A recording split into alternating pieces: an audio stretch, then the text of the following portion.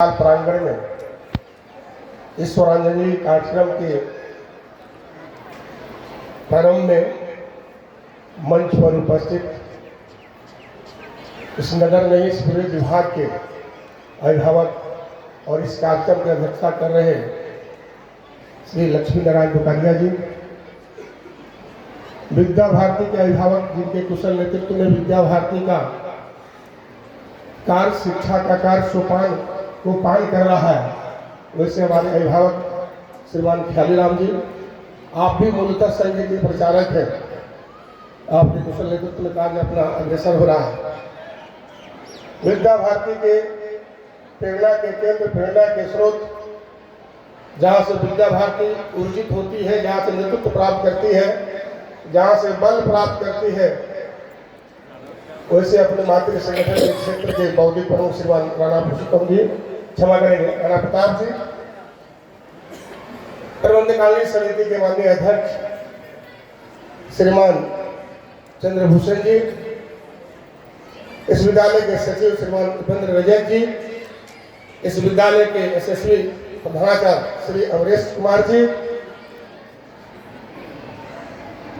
मंच के सामने कुछ अधिकारी भी बैठे हैं, हमारे इस प्रांत के सह प्रचारक श्री आशीष जी, बालमुकुंद जी, प्रांत के सह करजवा अपने सह प्रांत करजवा है श्री विनोद जी,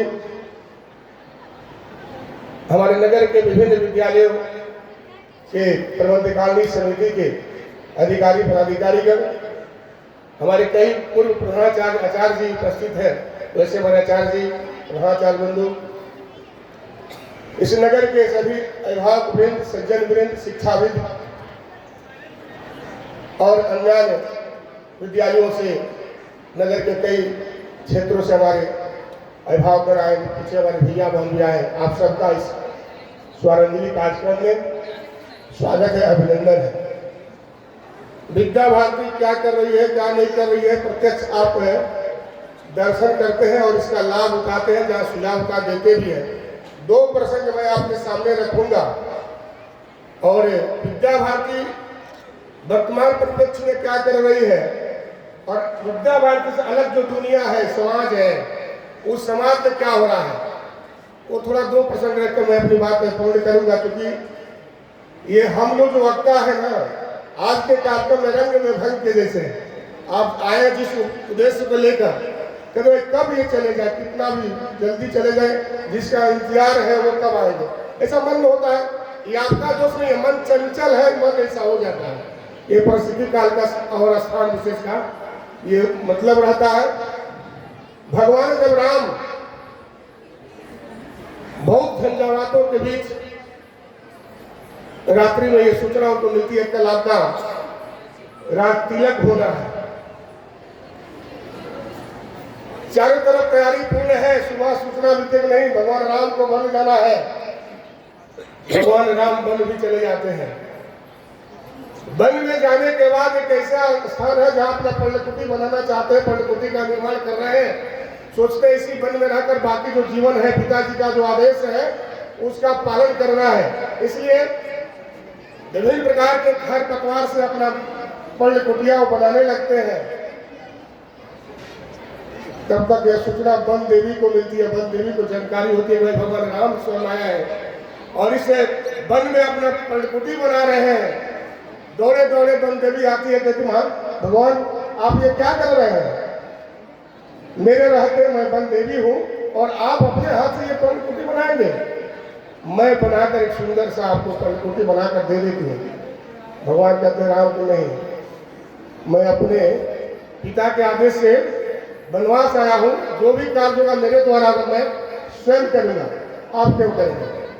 बहुत जिद करने के बाद, वन देवी की जिद करने के बाद, बहुत आग्रह करने के बाद, यात्रा करने के बाद भगवान राम ने कहा कि जब यदि तुम कुछ करना ही चाहती हो तो जिस रास्ते से मैं आया हूँ उस रास्ते में बहुत कीला और कांटा जो है कठोर है, उस किले और कांटे को मुलायम कर दो, नरम कर दो, सरल कर दो, ऐसा इतना कर दो। बंदे भी कही भगवान आप उस मार्ग से जो आना था आप आ गए, तो कील काटे को मुलायम करने से क्या फायदा होगा? भगवान राम कहते कि मैं अपने लिए नहीं बोला हूँ, मैं तो आ गया, अगर मेरा भाई भरत जो वहां पर है वो मानेगा नहीं, हो आज नहीं कल हमसे मिलने जरूर आएगा, और मेरा भाई भरत जो आएगा इस मार्ग से मैं आया हूँ, अगर एक भी कील उसके पैर में चुभ गए तो भरत को बड़ी दर्द होगा, कहेगा मेरा भाई राम इसी कील के तरफ से गए हैं, उनको कितने कील चुभे होंगे, माता सीता को कितने कील चुभे होंगे, कितना कष्ट उन्होंने उठाई है, भगवान भाई हमारे उठाए हैं, इसलिए वो कील हटा दो, मेरा भाई आएगा तो मुझको अनुभव नहीं हो तो मैं कितना कष्ट झेल कर रहा हूं। बंधुओं, विद्या भारती आज शिक्षा के क्षेत्र में यही काम कर रही है। आने वाली पीढ़ी के निर्माण के लिए, जो आने वाली पीढ़ी है, जो समाज है, जो विभिन्न प्रकार की चुनौतियां रूपी करते हैं समाज में, तो विद्या भारती सबको शिक्षा देने की ठेका नहीं ली है, एक आदर्श मॉडल विद्या भारती कार्य नमूना के रूप में कर रही है, और जो पीढ़ी आ रही है, आने वाली है, जिस राष्ट्र का निर्माण हो रहा है, वैसे पीढ़ी के लिए एक भारतीय परंपरा पर आधारित, भारतीय जीवन दर्शन पर आधारित ये शिक्षा का कार्य कर रही है। ये पहला मैं अपना विषय विद्या भारती जो कर रही है, जो सोच रही है, जो विद्या, जो माहौल जो क्रिएट करना चाहती है, स्थापित करना चाहती है, ये विद्या भारती कर रही है। संयोग ऐसा है, भगवान क्या कहते हैं, जाको राके साइया मार सके ना, भगवान की कृपा ऐसी है कि अभी वर्तमान जो सरकार है उनकी भी कृपा हुई है इस समाज परिवेश पर। ये राष्ट्रीय शिक्षा नीति जो भी आई है, जो मैंने प्रसंग सुनाया है, शायद जो बनाया है, जो इसमें दिमाग लगाया है, वह जरूर इस प्रसंग को रामायण में पढ़ा होगा। आने वाली पीढ़ी के लिए एक नव भारत का निर्माण, राष्ट्र का निर्माण 40 वर्ष से होगा। 2020 में राष्ट्रीय शिक्षा नीति लागू हुई है। जो बालक जन्म हुआ है 2020 में, अगर ये 40 में जब जाएगा, 40 वर्ष का ये बालक रूपी शिक्षा रूपी जब होगी, तो बड़ी सुंदर राममय जैसा एक देश का निर्माण होगा। जो कल्पना पहले थी, जिसका नाम बोले थे भारत में सोने का चिड़िया था, वैसा ही दृश्य बनेगा। आप नहीं देखेंगे, लेकिन आपकी आने वाली पीढ़ी जिसके लिए विद्या भारती काम कर रही है, वह देखेगी और उस सहभागी होगा। ये पहला पक्ष मेरा पक्ष है, विद्या भारती का पक्ष है। विद्या भारती जो शिक्षा के क्षेत्र में काम कर रही है, वो पक्ष है। दूसरा क्या पक्ष है कि 6 माह पहले मैं अखबार पढ़ रहा था, तो उसमें लिखा था कि माता पिता के इकलौता संतान, माता पिता ने उसको पढ़ाने लिखाने के लिए क्या किया, अपना जमीन जायदाद बेच दिया। मैं पटना कंकड़बाग का घटना पर बता रहा हूँ, पटना कंकड़बाग की घटना है। वो अपना जमीन जायदाद बेच दिया, बालक को अमेरिका भेज कर पढ़ाया। बालक पढ़ा भी, बालक पढ़ने के बाद बालक डॉक्टर भी बन गया। उसी क्रम में माँ का देहांत हो जाता है। बालक के बाद सूचना होती है, बालक के पिताजी मेरा तो दंड से चल रहा, मैं कैसे आ सकता हूँ, आप संभालिए इसको। वो भी पिताजी संभाल लेते हैं, कष्ट को उठाते हैं। माँ भी चली गई दुनिया से, समय बीतता है, काल बीतता है, काल प्रसिद्धि का चक्र है, ये चलता है। आगे बढ़ने के बाद पिताजी भी अस्वस्थ रहने लगते हैं।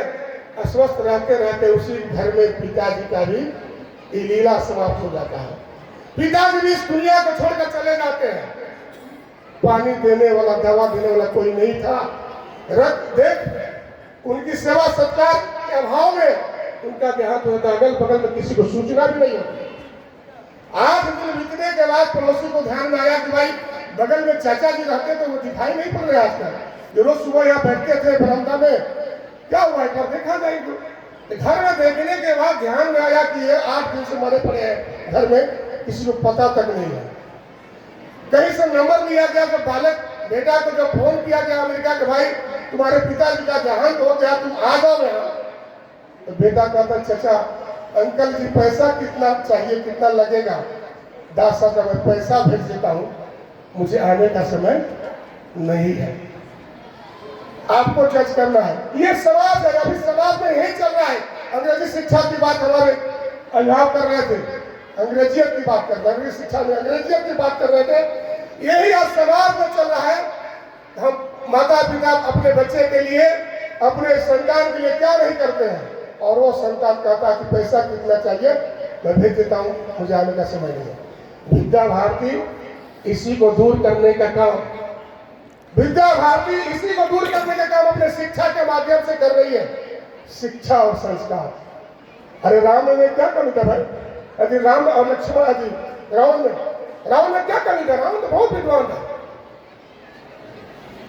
रावण में कोई कमी नहीं थी। जब भगवान राम रावण को जब मृत्यु से बुलाते हैं, जब राम मार देते हैं, रावण मर जाता है, मंदोदरी को जब पता लगता है, मंदोदरी दौड़ते हुए आती है रोते हुए, भगवान राम के पीछे बोलती है भाई कौन मारा है? ये हमारे पति रावण को। भगवान राम सुनते हैं, हाथ जोड़े खड़ा होते हैं, तो माता जी मैं ही मारा हूँ। अगर तुम गलती के लिए, तुमको मारने के लिए, तुमको सब बोलने के लिए मैं नहीं खोज रहा हूँ, मैं खोज रही हूँ कि जो हमारे पति को जो मारा है, स्वामी को जो मारा है, वो आखिर व्यक्ति है कैसे, उसके पास क्या है, वो गुण क्या चीज उसके अंदर है, जिसके हाथ ये रावण जो जिसको तीनों लोग को जिसने जीत लिया है, उसको मारने की शक्ति वो रखता है।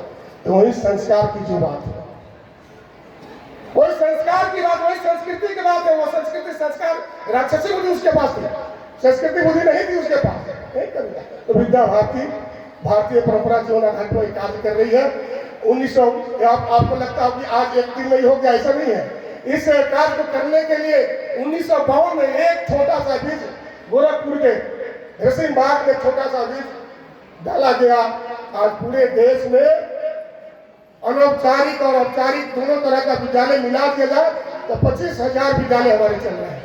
और दक्षिण बिहार प्रांत का 200 विद्यालय अपने चल रहे हैं, बीएड कॉलेज चल रहे हैं, +2 के 14 विद्यालय चल रहे हैं, मन्नता प्रांत हमारे 18 विद्यालय चल रहे हैं, 60,000 बच्चे पढ़ रहे हैं, 2,500 हमारे आचार्य इसमें लगे हुए हैं, कई लाख हमारे अभिभावक इसमें सहयोग कर रहे हैं। आज विद्या भारती कुल छात्रों के पोर्टल पर 14 लाख से ऊपर हमारे भैयावन पंजीकृत हो चुके हैं, 1 करोड़ भैयावन हमारे पूर्व छात्र हो चुके हैं। खेल के क्षेत्र में विभिन्न प्रकार की आज उपलब्धियां मिल रही है। रामचंद्र जो आज ओलंपिक में जाकर स्थान आता है, नीरज चोपड़ा जो ओलंपिक में जाकर स्थान बनाता है, पीवी सिंधु जो अपने बैडमिंटन के क्षेत्र में स्थान बनाती है। ऐसे सैकड़ों हजारों नंदी अभी समय कहने का नहीं है। आपको लगेगा भाई बोल रहे थे कि भाई कहने थोड़ा सा बोलकर चले जाएंगे, अपने लंबा भाषण कर रहे हैं, नहीं, इसलिए बहुत लंबी है उपलब्धि की ये पंक्ति, आपके सहयोग से सब हो रहा है। मैं आग्रह करूंगा कि शिक्षा और संस्कार को जहां देखते हैं 10 रुपया का मिट्टी का बर्तन खरीदते हैं तो 10 बार बजा कर देखते हैं। स्कूल जब चयन करते हैं बच्चे का, जब नामांकन कराने की बात आएगी, एक जीवन भविष्य का निर्माण होना है, एक बार चयन करिए। क्या है आज तो विद्या भारती के 3 सैनिक विद्यालय चल रहे हैं।